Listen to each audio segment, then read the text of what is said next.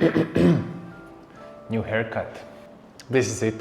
My last video for now. Long video. I can't keep up with the quality of YouTube. My long videos are just not good enough. I'm gonna keep up with the short videos, but this long stuff, not for me, not yet. But for the last video, I'm gonna try to make it a little bit special. So, I'm going to try to give you all the secrets, everything, when it comes to preventing low back pain and stopping low back pain. There is a lot to cover, but stick with me. I'm going to try to make it simple. 3 things we're going to talk about. First one, your lifestyle. Keep in mind proper nutrition, enough sleep, less stress, enough activity is all important, but we're going to be more specific. We're going to talk about how much do you sit, how do you sleep, and also how do you walk. Let's talk about sitting. It's not about how do you sit, it's about how much do you sit and how static are you when you're sitting. Are you still moving? Are you still doing some stuff? Are you just sitting in one position? Doesn't matter what kind of position. Because if you're sitting a lot, you're lacking movement. We are designed and built to move. If you're not moving, your lymph is not flowing. We are not built to sit 6+ hours a day. So you just have to figure out a way how not to sit for so long. But if you just have to, you're gonna have to try and take a lot of breaks. Maybe stand up, do a couple of mobility drills, move a little bit more. But that's just a partial solution. If you're not moving enough, you're not moving enough. Let's talk about sleeping. You see, if you're sleeping on something too soft, there is just no support for your low back. Your muscles are gonna stay tight through the night and you're not gonna get enough recovery. And if you're currently suffering from a lot of pain, this is especially important. How firm your sleeping place should be is going to depend on you.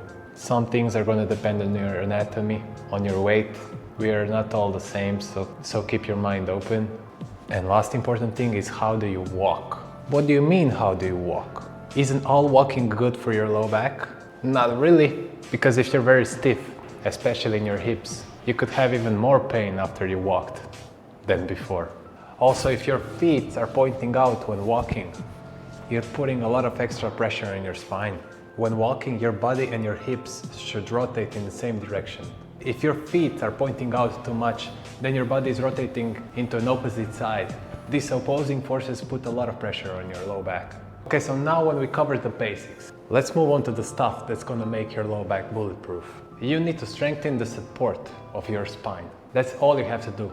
Once all the muscles around your spine are strong enough and your body knows how to utilize those muscles, the pressure on your spine is going to move to all the surrounding muscles. So if the muscles around your spine are doing their job properly, you're no longer going to have problems with your spine.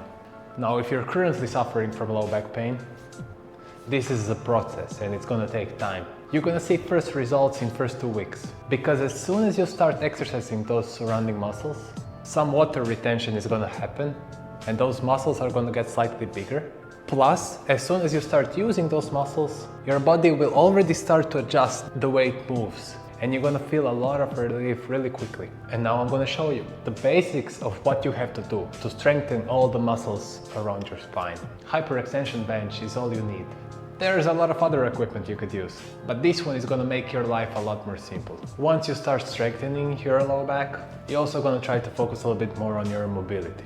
Because to be fully healthy, you need to gain back those levels of mobility that you lost. And you need to be strong in those positions. There is no quick cure. This is all you have to do. And it's going to take time, but you can do it. I'm sorry, there is no magic potions. If you have any questions, drop a comment. I'm going to answer all of them. And the third last step I'm going to talk about is healing. Listen, only after you have proper strength, stability and mobility of your low back, only then will the actual healing start to happen. Any kind of disc hernia or other more serious issues can be reversed. But for that healing to happen, all of the muscles need to do their job. Not sure what more to tell you, but keep in mind that the best solution is always the most simple one. Just get that strength back and everything is going to go back to how it should be. Guys, I'm sorry my video quality is garbage, but believe me, this is everything you have to do to prevent your low back pain. And believe me, you can do this. You can do this by yourself. Just know it's a process and then trust the process and keep going. You're going to feel so much better. It's going to be amazing. And you don't need anyone's help, you can do this. But if you need that extra push, you can reach out to me. Check the link in the description. But this can be done. You can stop that pain. I have done it. Many of my clients have done it. Many other people have done it. You can do it. Guys, follow me. I'm gonna keep making shorts. Nobody's gonna miss my long form content. Those 20 views that I was getting, I'm sure those 20 people can live without this. Thank you guys. Now go fix your back.